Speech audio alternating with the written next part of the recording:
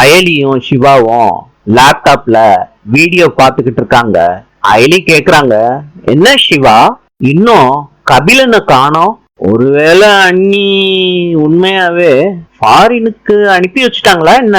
வரட்டும் அயலி, அக்காவை சமாளிச்சுட்டு வர்றது என்ன சாதாரணமான விஷயமா? நல்ல வேலை ரித்திகாவும் அவங்க அம்மாவும் கபிலனோட கூட வரல.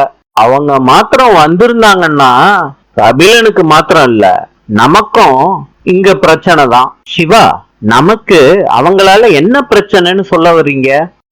ஒருவேளை கபிலன் கூட ரித்திகாவும் அவங்க அம்மாவும் கூட வந்திருந்தாங்கன்னா கபிலன் பிளைட் ஏற முடியும் நின்னு நிதானமா பார்த்துட்டு தான் போயிருப்பாங்க. சிவா, அதுக்கு முதல்ல கபிலன் கிட்ட பிளைட் டிக்கெட் இருக்கணும். எங்க சுத்துனாலும் இங்கதான் வந்தாகணும். இன்னைக்கு அவன் போன்ல பேசினத வச்சு கேட்ட முடியும் பார்த்தா இந்த லாட்ஜ் தான் அவனுக்கு ஸ்ட்ராங்கான லொகேஷன். சோ அவன் எங்கேயும் போக சான்ஸே இல்ல. கபிலன் அவர் கொண்டுட்டு வந்த பொட்டிய எடுத்துக்கிட்டு வர்றாரு.